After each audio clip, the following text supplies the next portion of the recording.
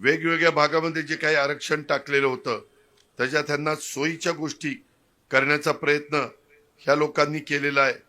त्याकरता माझी आपल्याला सगळ्यांना विनंती आहे की हे जे काही लोकांचे बंगले पाडणं, गायगोठा पाडणं, ब्लू लाईन मध्ये येते म्हणून जमीन दोस्त करणं, असे जे काही त्रास देण्याचं काम चाललेलं आहे ते होऊनच नसते दिले तर कशाला त्या बिचाऱ्याचा पैसा वाया गेला असता। होताना कळत नव्हतं किंवा ते ब्लू लाईन मध्ये तेव्हाच थांबवायचं का, त्यांचं नुकसान केलं। अशा पद्धतीची ही लोक आहे। त्याकरता माझी आपल्याला विनंती आहे,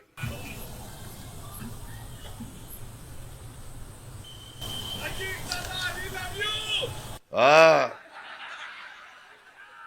घड्याळाचं बटन दाब, ती लव यू राहू दे बाजूला, घरी जाऊन बायकोला म्हण love you love you love you. बायको म्हणून आज लईच बिघडलाय गडी। मित्रांनो, मी आपल्याला मध्ये काहीतरी इथं मोठ्या मोठ्या लोकांच्या सभा झाल्या। मी ह्या सगळ्या एकंदरीत निवडणुकीच्या निमित्तानं एवढंच सांगतो, आता काही जण म्हणायला लागले अरे इथं काही झालं तर आपण काय बारामतीला फोन करायचा का, बारामतीला कधी जायचं। 25 वर्षात इथला विकास होताना बारामतीला जावं लागलं नाही, बारामतीचाच माणूस इथं यायचा आणि विकास करायचा। उगीच काहीतरी लोकांना खोटं नाटं सांगू नका। माझ्या तेवढी धमक आहे, तेवढी ताकद आहे।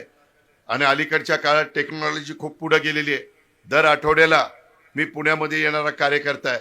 त्याच्यामुळं हे आता भावनिक मुद्दे काढायचे चालले की अरे आपला माणूस सोडायचा आणि बाहेरचा माणूस, अरे कोण बाहेरचा आणि कोण आपला। इथं तर मिनी भारत आहे, सगळे लोक गुण्यागोविंदाने राहत आहेत। ह्या पद्धतीनं जे काही चाललंय त्याला वेळीच आपण आवर घातला पाहिजे। माझी जरी जन्मभूमी बारामती असली तर कर्मभूमी ही पिंपरी चिंचवड आहे आणि याच पिंपरी चिंचवडनं माझ्या आशिया खंडात ओळख निर्माण केलेली आहे। या ठिकाणची माती आणि या ठिकाणची माणसं दोन्ही मला अतिशय जीवापाड प्रेम करणारी मिळाली। दिवसातून एकदा तरी मला या शहराची आठवण आल्याशिवाय राहत नाही का, तर या शहराचा सर्वांगीण विकास झाला पाहिजे। इथं कुणावर अन्याय होता कामा नये, इथं लोक गोरगरिबांना मदतच झाली पाहिजे। तसं नाण्याच्या दोन बाजू असतात। माझ्या नाण्याला बारामती आणि पिंपरी चिंचवड अशा दोन बाजू आहेत। एवढं प्रेम जिव्हाळा आपुलकी या शहराने आजपर्यंत पिंपरी चिंचवडकरांनो मला त्या ठिकाणी दिलेलं आहे। आणि म्हणून मध्ये काही मोठे लोक येऊन शेरशायरी करून गेले, मलाही जरा खुमखुमी आली। हर पंख फैलाने वाला परिंदा उड़ नहीं पाता, कई सपने घमंड और गलत दिशा में ही